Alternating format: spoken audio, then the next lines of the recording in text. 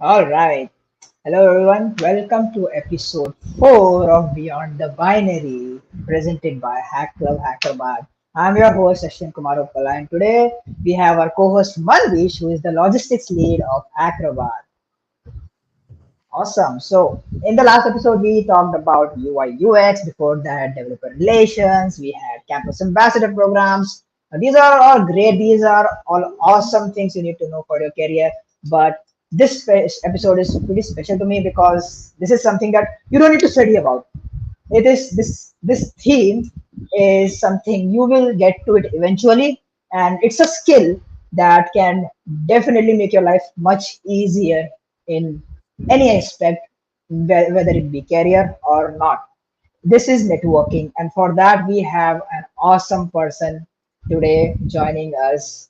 All right, he is a developer relation at Dasha AI, judge and mentor at Major League Hacking, SDE at Code Mantra, and one of my best buddies that I also found via networking. Please welcome our today's guest, Srikaran. Hi, Srikaran. How are you doing? Hi Ashwin, hi Manvish, hi Chad. How are you folks doing? I'm. It's pretty hectic, but I'm also very excited about this stream. So yeah, Yeah, even if you think I'm out of breath because I am, I just came from college. Yeah, it was a pretty hectic day here too. Yeah, awesome. So, Sri Karan, the theme of tonight is networking, but I want to give an audience a little bit of trailer that what they're into. All right. So, just answer the single line question that what was the breakaway? What was the biggest advantage that you got out of networking? Something that you thought that you could have never bought from your own, let's say, portfolio or anything that you would have expected. What's the most unexpected opportunity you got out of networking? You don't need to give any context, but just what was it? honestly, first of all, thank you for letting me know that the session was about networking because I thought you were going to bring me in for DevRel. At least that was what you told me until now. Last minute Well, में we topic got switch. someone else for that. I'm very hurt about that. But jokes aside, to answer your question, it's just one word: friends. Here, people like you. That's the best thing that I could have hoped to get out of networking. The best thing that I got out of networking, because as I see it, networking is just building relationships. So yeah, friends. Yep, that is the answer I was not expecting, and I'm pretty glad you said that. I know everyone thinks instantly about jobs and career opportunities, whatnot. Paisa hi paisa hoga. But no, friends. That's what I came in for. That's most of what I got out of it. So yeah, I'm very happy to say that. Yeah, awesome. So, would you like to tell our audience what is networking according to you? What does the word networking actually mean? What would So that mean?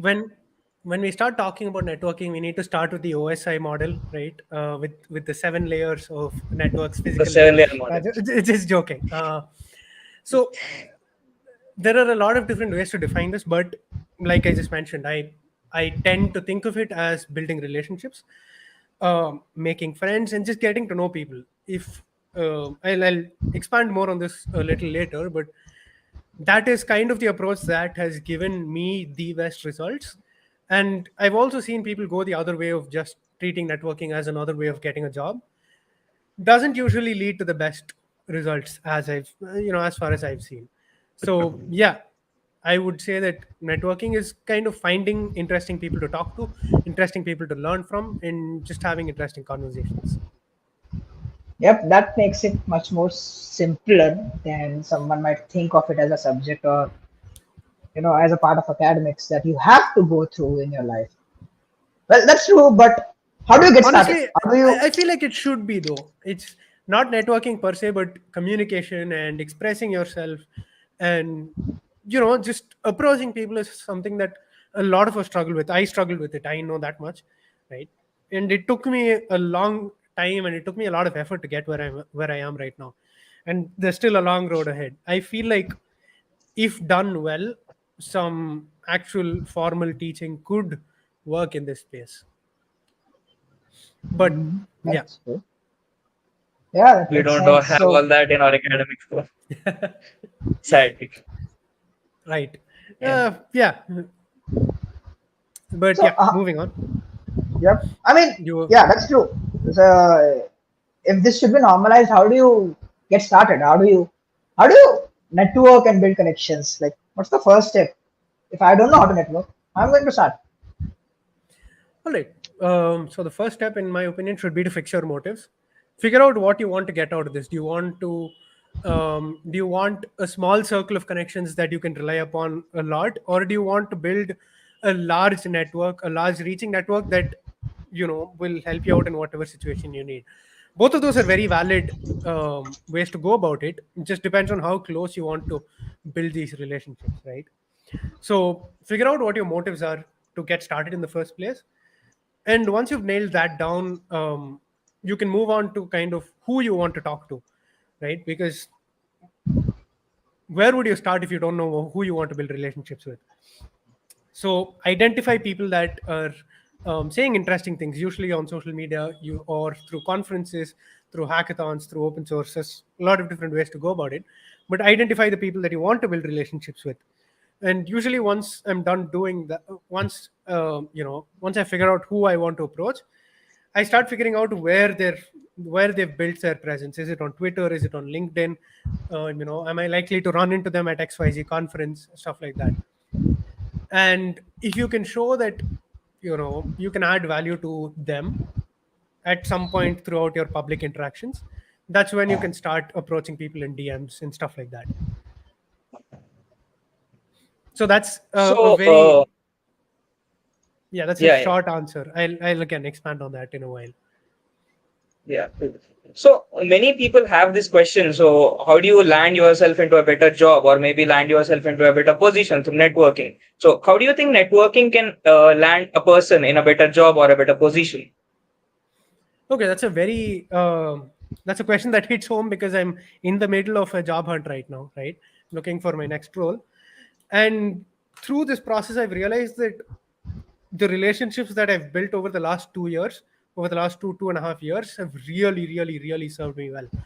Because I can reach out to these people that I met and had interesting conversations with at hackathons. Honestly, one of the people that I got a referral to a huge corp to is someone that I just met and had a conversation with at a hackathon, Hack Davis, in fact. But I've found that through these referrals, I not only get my application actually visible to the recruiter. In most other cases, it would be thrown out in the first 6 seconds. But also, I get access to internal roles that are not necessarily publicized. So through a job hunt, it has been very, very beneficial. So yeah, that's connections will also tell you kind of where you want to work at, right? They can point out toxic work cultures, they can point out previous employers that they wouldn't necessarily go back to, they can point out good companies to work at.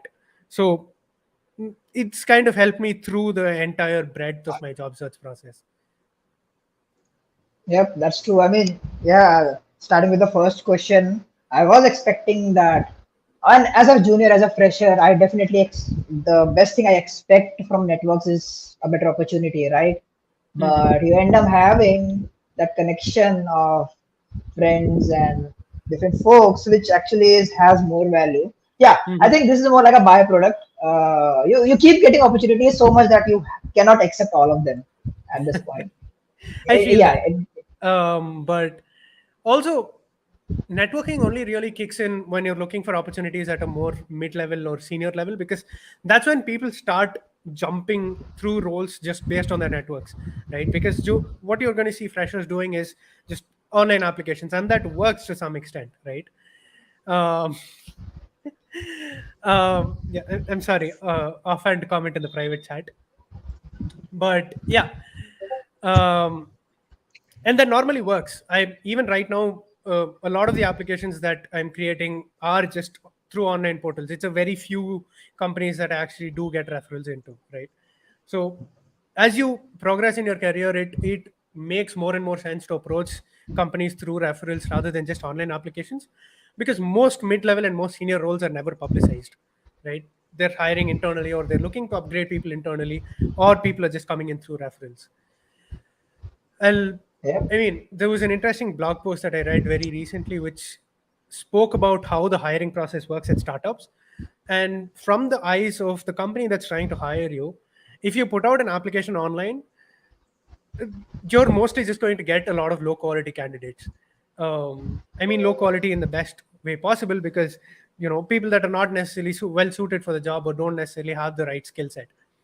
Because what happens is the best candidates are either already happy at their current job because they've already landed one, or they're only looking through their network, right? Because once you've got the bar set pretty well, it's going to take a lot for you to switch from role to role.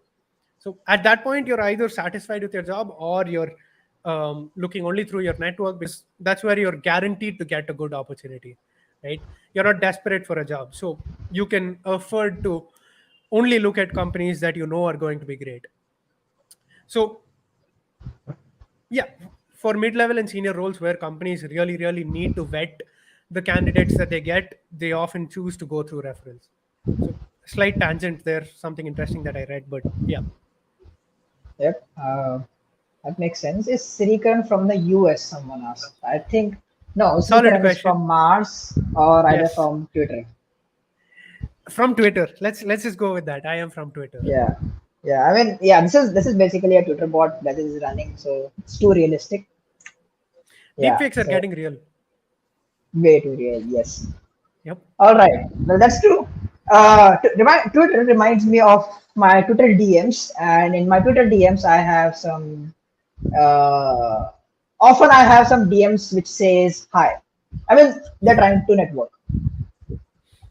I mean, what to do in that case? I mean, how do you professionally approach people? How do you maximize your chances of, if your intention is to network, you have an honest intention to network with others, but just because you don't know the right way, obviously you will get demotivated because no one's replying to you. And I used to do that. I used to reply hi, and I still get like that. And I used to like, hi, how are you? Hey, I have a question.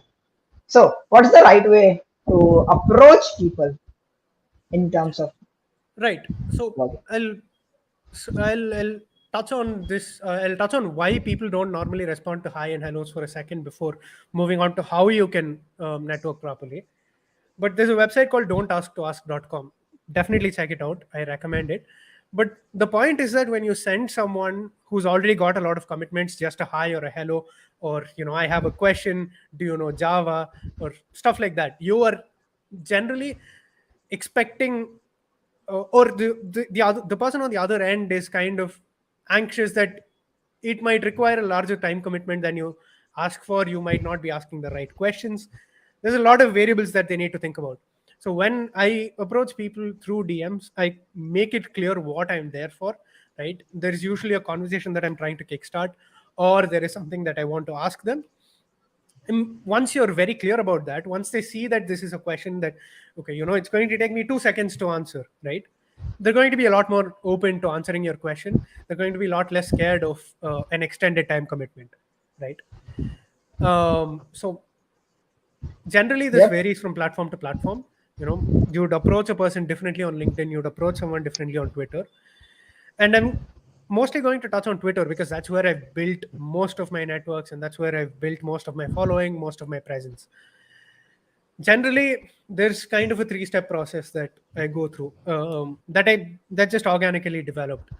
So whenever I see someone interesting, right, whenever I see someone talking about interesting stuff, this could be a Shreyas Doshi that's talking about product management, or this could be a Gage Oros that's talking about hiring and interesting compensation related stuff. I know that I already want their content on my feed, right? So first things first, I turn on notifications. Now, what happens when I turn on notifications is these people that have hundreds of thousands of followers, as soon as they tweet, I get a notification about it. I'm not going to come into Twitter and scroll on their tweets, or scroll just in my feed 8 hours later, by which time their replies are already inundated. I essentially get an early access view to their tweets, to their content, that I can think about, that I can, process and add value to the conversation very quickly. I could be one of the first few people to respond. And usually whenever someone tweets, it's the first couple of minutes or the first half an hour or so that they're going to be most prone to responding. That's when they kind of have the time to have a conversation on Twitter, right? So I found that adding value like that really helps. And once you've had a couple of interactions, once they've seen you enough that they can start recognizing you in their feed, that is kind of when I DM them. If you get a follow back, that's a great sign, right? It means they've gone through your profile, they like what you're doing. They're far more likely to want to initiate a conversation. But either ways, once I've seen them get a little familiar with me, that's when I ask them a question or I initiate a conversation through DMs. And that usually has a far better success rate than just DMing someone hi. Yep, that's true. I mean, let's take this example. Even now, let's say I know Srikaran pretty well, but even now, when I was approaching him for a guest speaker on this show, I made sure I did not say hi. I did not say hi. I mean, I was like, I said hi, and I included everything that was required for him to read in single message, all the links, all the theme. What happens is it saved him time, it saved me time, so he can make a decision and get back to me in a single message. So it cuts short so much time, and yeah, that's more favorable to answers. And yeah, that's definitely true that early access 100%. to, yeah, If yeah, Ashwin that, had said hi, even despite the friendship, I would have blocked him. yeah. I mean, I don't doubt that. I definitely don't doubt that. Just kidding. But also, when you're sending people, or when you're asking a question, or when you're trying to kind of start a conversation, be considerate of other people's time. This is something that I get a lot, which is basically what are the best resources to get into DevRel. My response to that is Google, right? Do your homework, do a little bit of Googling about what the work that the person does, do a little bit of Googling to see whether they've already spoken on the topic before, right? Because you've basically hit gold if they've already spoken about what you want to ask them about. Because you can go watch that or you can go read that and then build on top of that. That shows someone that you've already taken the time to go through their tweets or go through their talks, and you've listened to them, and you're building on top of that to ask questions. That's the best thing. That's the best sign that I can see when someone is approaching me. And Yeah, also, I know, especially as Indians, we tend to want to write a lot, we tend to want to explain a lot, and this shows in our messages, this shows in our resumes, this shows in our cover letters. But it genuinely helps to keep it concise. Less is more. And if the other person is interested, you can always provide more details later on. I would keep your messages short. yeah. I mean, the mentality of writing 2 pages for 5 marks, it's only good till Yeah. that exam. Yeah, it's only Yes. good till, like, not in the professional world. Uh, but yeah, about the googling part, I definitely agree with that, because sometimes there is highly likely chance that if you ask me something related to my field, it could be web development, could be hackathons. What if you ask me and I Google it and then get back to you? So instead of that, if you Google it first, you're just doing the same thing, just in shorter time. You're saying my time, your time. So a little bit Googling never hurts before Yep. asking. I mean, if you hit roadblock everywhere, the best thing is definitely to reach us out, to reach someone. But yeah, 100%. Also, on the topic of saving your own time, right? If you're DMing someone hi, you're essentially setting yourself up for a multiple period asynchronous conversation. You send them hi, they reply hi back in 24 hours if they do reply, and then you get to ask your question. Then usually what I see people do is, can I ask you a question? And then 24 hours later they get a response saying yes, right? And then you ask them something that could be easily Googled. You've essentially spent 3 days on what was supposed to take 3 seconds. yep. There's another website called Nohalo.com. I just pasted that in the Yes. chat. It's pretty similar. It talks about the same stuff. What a nice question here in the same topic. So it is suggested to initiate a chat with strangers if we think they could help us. Sure, with the big caveat, with a big asterisk there, which is generally when people see that they're approaching, someone is approaching them just for a favor or a request or something like that. It's a little bit of a turn off, right? This is kind of why I talk about why the best time to network is when you need nothing, right? When you've already got a stable job, when you're already enjoying what you do on a daily basis, right? That's the best time to network, because you are not going to have any ill, or I don't want to say ill, you're not going to have any ulterior motives beyond just having interesting conversations. And trust me, that shows. It shows when you're trying to have a nice conversation, and it shows when you're just trying to get a referral, right? And I yeah, I agree with whatever you say because it's more like building a relationship with the person rather than just asking your queries exactly. and filling his DM or something. Exactly. There's two kinds of relationships you can build. There's transactional relationships and there transformational relationships. This is again a bit of a Conversational tangent, so I intelligence. won't Judith I won't go Glaser. too much I've into read those this. books. Yes, I won't go too much into this, but yeah, do your own googling. Yeah. But yes, it's okay in some sense. At least if it's a job or if it's for a referral, if they've already tweeted about or posted about their company hiring, sure, go for it. Ask them. But depends on what you're asking for. So your mileage may vary with that.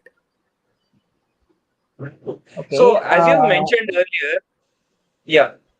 Are you asking something? Yeah, I mean, there's a follow-up question from the same person. Yeah. If we don't need nothing at some point, then what shall we request or chat in their DM? I don't particularly understand this. I do. It's a good question, but here's the thing: if you're approaching someone just because you want something from them, then just becomes you asking for something and not really building anything on top of that. So I generally DM people when, or so far I've had a pretty, nice run. I enjoy what I do on a daily basis. I don't really need too much from someone, right? So I generally go in with the idea that, look, I'm going to get to learn from someone that's much smarter than me, right? I'm also going to get to build a relationship that will last for a while. So once, when I'm in their city or when I'm going for a conference, I have someone that I can talk to. I have someone that I can build on previous conversations with. So generally just go in with the idea that you might get to learn from them, you might get to ask questions, you might get to build relationships. Yeah, I mean, you don't have to think that if you are asking for something, you don't have to get them back immediately. It can be in the near future, it can be in Yep. any sort of way. So, yeah, I mean, a simple thank you works for me. I really like that. So, it's totally fine. I mean, there are amazing folks online who are ready to help you even if they don't know you. All right, I think the book name was Conversation Intelligence. Yeah, I think Conversational that's what intelligence. Manvish said. Yes. Yeah, yeah, awesome. Yep. So, Manish had a question, if I correct. So, yeah, I had a question. As you've mentioned earlier, you told that the way of approaching people changes from platform to platform, right? Mhm. So, would you mention a few platforms wherein you can network with people professionally? I've generally just seen Twitter and LinkedIn. If it's in person, Hmm. it's a whole different ballgame, right? At a conference, you would just walk up to someone and start talking. Honestly, it's as simple as that. It's simple, but it's difficult. But at the same time, I think for those who have not been to an in-person hackathon or conference, the energy is infectious. So you don't really have to worry about going up and talking to people. You're going to see conversations flowing around you, and you're going to see conversations that you want to be a part of. And in most cases, people don't always know each other at conferences, so it's always a little bit easier to approach people at a conference than just randomly on the street. Um, but apart from that, on LinkedIn, on Twitter, you already spoke about Twitter, but on LinkedIn it's usually a lot less organic, in the sense you just send them a connection request and then start talking in DMs. And that's, I find that to be a little less effective because you're hitting them straight with a DM. I find that public conversations tend to be a nice little ramp to lead up to, getting to build upon that. So yeah, on LinkedIn, LinkedIn is a lot more forgiving, like I said, to, just DM people out of the blue, and it usually works.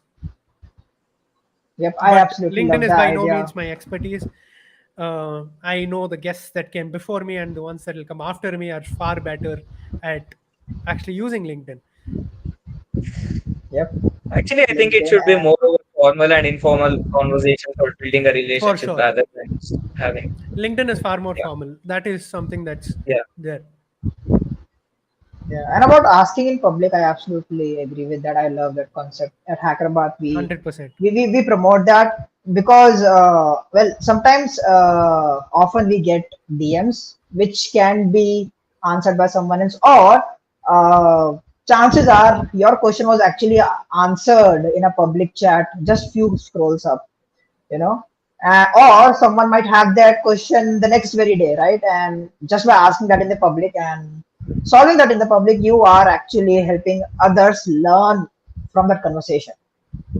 This Yep, has hundred saved so percent. much of my time. This is basically like a FAQ, but something that you cannot Yes. just put in FAQs. Hmm. So that's the beauty of asking public, and you are actually networking with more than one person. So that's even better. That's true. And as for finding people to actually talk to, um, at the end of each conversation that I have, right? If I set up a Calendly meeting with someone, or if I just finish talking to or asking, having an interesting conversation in DMs, people are generally a lot more willing to point you in the right direction to other people as well, if they see that this person has done their homework, they're being polite, they're being respectful of my time, and they also have some interesting questions to ask. So generally, I've seen this strategy touted a lot online. I have tried it a couple of times when I had a lot more free time, but essentially, once you hit someone up to talk to them about something, ask them, who would be some other great person to talk to about this. Or I also have some questions that I want to build on top of this. Could you point me to two or three other people that would be interesting to talk to? And that kind of leads organically into building multiple other connections, especially once you get an introduction from this person to the other people. Yep, that absolutely has happened with me. And another good question from the chat: is mailing someone better or approaching them via social media like LinkedIn or Twitter? I think I can answer that.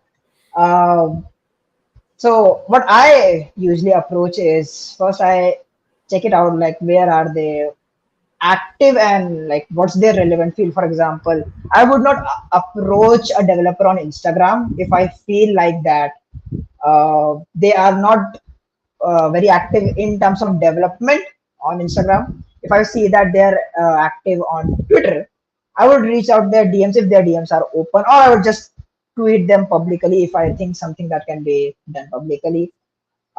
If a lot of developers have their email posted publicly on their profile some way, that means they're accepting their email. That means it's okay to email them. In that case, I will email them, but I keep things in mind that email can take a bit of time, but I feel it more professional, and you can keep a thread on it and everything that you want. So that's how I approach. I just do a little bit of research and pick which the best. It varies from person to person. So I do a cherry pick on which is the most optimal way, depending on the theme, the question I'm asking, and depending on where they prefer it to be received. So, what do you think, Solid Chetan, on advice. this? And also figure out where they're the most active, right? If you take me for example, you will find me shit posting on Twitter 24/7. So that's probably where I'm most likely to check my DMs. But for other people, they might be a part of a lot of open source mailing lists, which means that they'll be checking their email a lot more often than anything else. So with them, it's a far better option to email, right? Yep, I definitely like that. Um, so, quick backstory that before this, it's been just 1 year since I started my networking in tech. Before that, I had not a lot of networks. I was pretty active on Instagram, and it was like my networks were pretty non-developers. All right, something it's fine, but it was a network. All right, it was definitely a network, but it was not really productive for me in my career. Hmm. So what happens when you network with the wrong people, and how do you pick the right networks? This is something which I realized it by trial and error after seeing folks online. But yeah, a lot of folks do get into wrong networks, and how do you get out of it? Things to keep in mind while trying to make a network.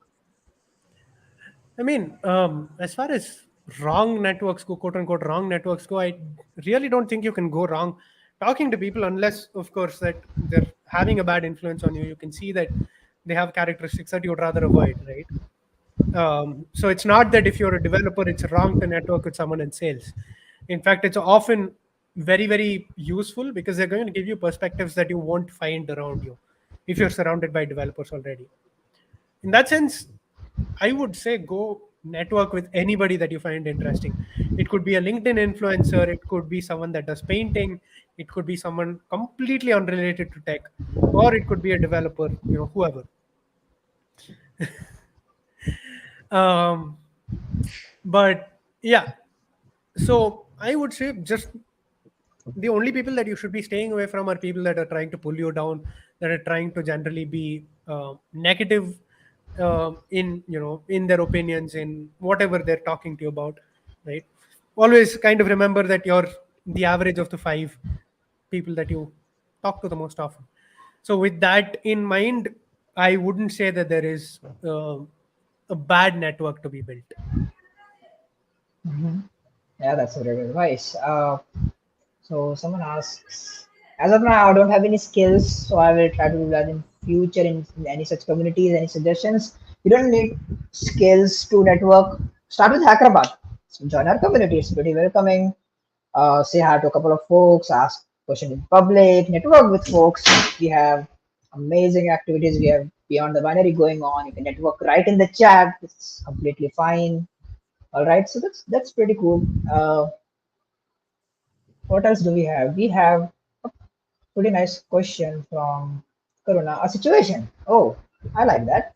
So, suppose we planned a meet with someone like for 30 minutes and then we unexpectedly have some plans. How would you approach them to translate so that no one's time is wasted? Well, let's say, okay, let me put it my way. All right. In that case, I would just say sorry and I would just try to inform them. I would be as simple and clear as possible. That's what I would do. Keep it simple and professional, and apologize for any inconvenience. Yeah, how would you do it, Srikaran? If you, let's say you were supposed to come into this meet and you have plans as you do right now. I think we are in this situation. I cannot unrelate this, and let's say you have to cancel this session. So how would you tell me that? So depends on what kind of relationship you have with the person, right? I'll just if it was Ashwin, I'd just be like, Ashwin, Macha, I can't make it. Give me some No, time. no. We can do this later. I was thinking he But would just left me on bail and he will be like, just mute himself but and just no, go. if it's someone that you're meeting for the first time, or if it's someone that you're not yet very very close with, generally it's best to tell them as soon as you find out, right? And err on the side of caution. If you think that you might have plans, let's say 5 6 hours into the future, let them know immediately. It's okay. Ask them if you can postpone the meeting, right? Usually people are considerate about it, and you shouldn't have too many problems. What you absolutely should not do, right, is just completely be a no show. This has happened way too often for me. And usually when I make my Calendly link public, just to kind of see what conversations people want to have, that's usually a great form of networking, especially when you have a slightly larger audience. I've found that I want to say three in every four people that schedule are just complete no shows. And whatever interest that I had in having a conversation with them just completely dissipates in a second, right? Because if someone is not considerate of my time, it leaves a bad taste in the mouth. So be as transparent as possible. See if you can work around your other commitments, and if not, just let them know as politely, as concisely as possible. So in that sense, Ashwin, Yep. you hit the answer bang on the head. And I mean, moreover, I've seen people who don't even end up replying. Like they're like Yeah, they don't even tell you why they are not in the meeting or something like that. That only ends up creating a bad impression and spoiling the network that you wanted to build in the first place. very true. And if you think that you're going to have a bad impression by canceling, remember what I just said. Three in every four people don't show up to meetings at all. So you're already above average when it comes to canceling. yeah, I mean, for Yeah. those who don't know what is Calendarly, it's a calendar application. A lot of folks use it. I use it. Sritan uses it. What you can do is go to our portfolio, book a quick 15-minute or 5 minutes meet where you just hang out. There's no particular reason, or you can mention a reason. It could be a doubt. It could be just geeking out. But yeah, that definitely happens, and it's more wise to let them know beforehand. Even if you're unsure, let them know you're unsure. That would give them some idea of what's going to happen, and they can plan accordingly. Yep, And yeah, that's definitely just be honest. It's as simple as that. that's very true. Um, Calendly is kind of one of those things that's become like Maggie. Every all noodles become Maggie. Just like that, I don't see a lot of people using Calendly anymore, but all calendar scheduling links have just become Calendly. Zcal. Zcal team, yes. Yep. So, we would like to know more about how did networking help you grow in your career? What would you suggest our audience? I'm still in a relatively junior role. I haven't had much of a career. In that sense, it's probably someone who is far more senior in where they are is better suited to answer this. But So maybe again, you can talk about your journey before networking Your when you personal were not aware experiences. of that versus now, the growth so and everything. with with networking, I found that as long as all of what I'm going to say will come with this caveat, as long as you've shown that you are credible in the work that you're doing, as long as you already have a significant amount of visibility, people will be willing to help you out. For example, like I said, I've had referrals into companies from people that I met at hackathons, and the basis on which they referred me was after looking at the work I did at the hackathon, after perhaps just having a couple of conversations where I show kind of my line of thinking, how I think, and how I work in general, but also through open source work. That's honestly one of the best places that I've found. People are really willing to give you referrals, right? Or willing to help you progress in your career, whether that be through mentorship, whether that be just through showing you the right direction or through referrals, right? But just for example, in the job hunt that I'm doing right now, plenty of referrals that I'm getting right now are from the Kubernetes community, just because of the contributions and the conversations I've had there. Now, given that, I'd say that uh, the two biggest ways in which networks can really help you progress are by helping you find mentors. Actually, let's make that three: helping you find mentors, giving you, people that you can learn from that don't necessarily fall under the specific title of mentor, and of course through job reference. So I have found that whenever I have a job, I tend to focus on people that I can learn from, and those tend to be the best people to network with. So yeah. Yep, that's a great one. I mean, I have uncountable opportunities via network, and initially they seemed like the best thing networks could provide, but now it's the friends. It's definitely the networks themselves, which is the best part now. Now that you are in it, and it just goes on like that. But yeah, 1 year ago I was like a student, and I wanted to do great things, and I just wanted to be like how others are doing, and I just started getting involved with them. And I, look, I, I now did you're not. doing great things. I mean, yeah, I could never imagine that we would end up with a show or a year later a community. And yeah, I mean, it is absolutely mind blowing because okay, how if you anyone in the chat is thinking that this was like I got a kickstart, nothing like that. I had no idea how to do it. I was just initially I would just watch the chats. I would just watch them talk on Twitter threads or on Discord, just see how things are going, and then maybe say hi. You don't have to know anything beforehand. You don't need to have any training. You just need to just get involved, just be there, and that's more than enough. That's how I got started, and I still do that. And yeah, it's got some mind-blowing opportunities. That I think another advantage I feel is like these opportunities are passive. So active opportunities like when you set some time and then you're like today I'm going to apply for 5 internships and I'm going to apply for cold email 5 folks. All right, that's active. You're spending some time, but because of networks they're doing that work for you. All right, someone out there will actually retweet a great opportunity directly to you.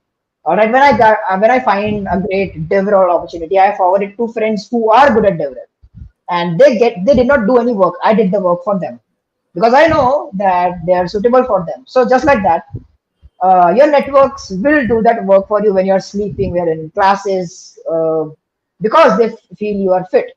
So that's another advantage that I found the art of networking. So that's pretty mind blowing that it That's happens on its own. honestly, yeah, that's exactly what's going on right now. Now that the friends that I've made in communities know that I'm looking for my next role, I'm getting spammed with great roles on a daily basis. I'm getting spammed with people offering to refer me to companies. It's honestly great right now. But all of that happened because I didn't go into conversations asking if I could get a referral, right? Yep. So there's Again, actually it's all one about taking an initiative. exactly. There's actually one other thing that I wanted to talk about, which is kind of being authentic when you're initiating conversations, right? And this is something that I've not seen a lot of people talk about, but is something that I struggled with a whole lot because I tend to have a very boisterous personality. If you meet me in person, I'm a loud person. I am boisterous. I keep trying to be funny. The jokes fall flat most of the time, right? I know they don't. Sometimes they do, but most of the time they Sometimes don't. they do. But here's the thing. I've also found that the best connections are the ones that vibed with that personality, the ones that were happy to let me be authentic with my personality, right? But there's kind of a line. I wouldn't go into a conversation. I wouldn't go start a conversation with a dirty joke.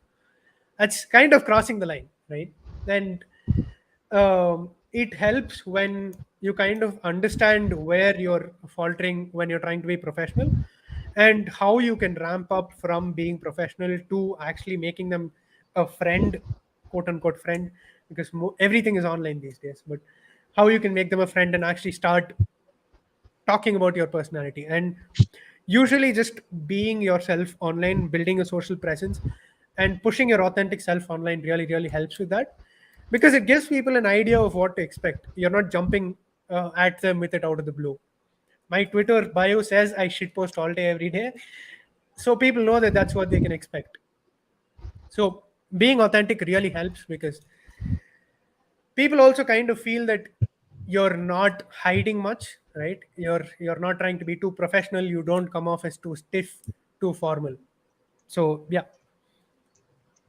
Yep. So great one. We are nearing the end of the stream, so I don't want to miss any questions in the comments. I'm going to go up, and there was a nice question which I feel is now is the right time to cover. That one is how to create a personal branding.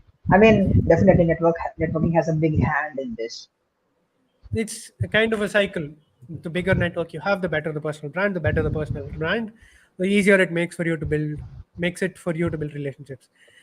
But honestly, this can be a stream in and of itself, right? So I'm kind of going to sidestep that question. I believe Ashwin already has something planned for that. But that's an entire can of worms that we don't want to open right now, Yeah, I mean, because this 45-minute uh, stream is going to turn into 2 hours and 45 minutes if I start with that.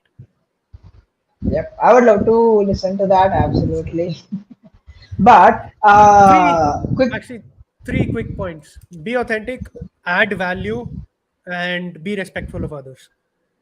That's Keep those 3 points in mind. It's the same for networking. It's the same for building a personal brand, and that's probably going to make all of the connections that you build a lot more authentic. yep, we can get started with that. You don't have to wait for any one to tell you to start creating a personal brand or some Exactly. event by Hyderabad to start creating a personal brand. We will have that, but start right now. Why wait? Another great question for resources that any resource books or podcasts to improve skills and personal branding.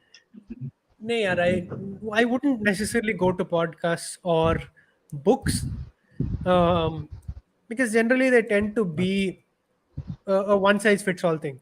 They don't necessarily help each and every single individual person, because everybody has their own quirks, everybody has their own flaws, right? And the best way I've found in general is, once you've actually formed a couple of connections, ask them. They know a little bit about you now. Just build on top of that. Ask them what you could have done better when you approach them. and usually people are very open when it comes to that. If you have a conversation with me and ask me how you could actually do things better, I will give you shit. I will actually I'll be very harsh with what I say, but I will also point out where you could improve. Yeah, I mean, So the experience would be the best resource exactly. to learn the networking part. So, I mean, we do have some fans for you who wants you back for another part in this stream. So this is the first time it's happening in this series. Ask I've Ashwin. never been. Ashwin is the god here. Ashwin is who makes it happen. I mean, I make it happen, but for that, Sneakeran has to be available. So I have to follow that. I have to provide him with a no hello option and everything beforehand. Yes. And He yes, has if to draft an entire email. yep, and a proper gist and everything up. And yeah, we would happily do that if this person comes back. I can't even tell that 50 minutes are over already. I thought this was So going to be a very short stream. I thought I didn't have much to talk about here, but yeah, it you never felt know. short. Yeah, I mean, Yep. before we end, do you have any closing notes for the audience, for anyone who watches this in the future? Could be a beginner, could be a professional, anyone else. I'm going to sound like a broken record for saying this, but genuinely, this is the most important part.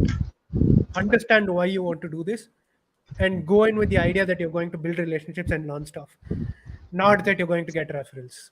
So that's probably the number one thing that I want you to take away from the stream.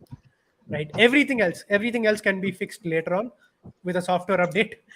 This is the one thing that you really start with that is going to take a lot of effort to change once you get into the wrong habits. Yep, that is absolutely correct. I cannot agree more to that. Uh, so, with that said, we have come to the end of episode 4, and next week we have Shubhangi, uh, a great person, founder of Rahi, talking Shubhangi about is exam. diversity. Yeah, I mean, yeah, it's going to be an awesome stream. So we're going to carry over from networking to diversity and inclusion. It's going to be a very special episode for Beyond the Binary. And yeah, we will see you day after tomorrow on that stream. Till then, have a great night. My name is Ashwin Kumar Uppala, your host. This is Manvish, your co-host, and the amazing person Sri Karan. Thank you so much for coming for the stream. I know you were super busy, but you still made your time. So yeah, that's what Thank you for heroes having do. me. It's been a Yep, blast. awesome. That is great. And for the audience, we'll see you soon. Till then, have a great night. Bye bye.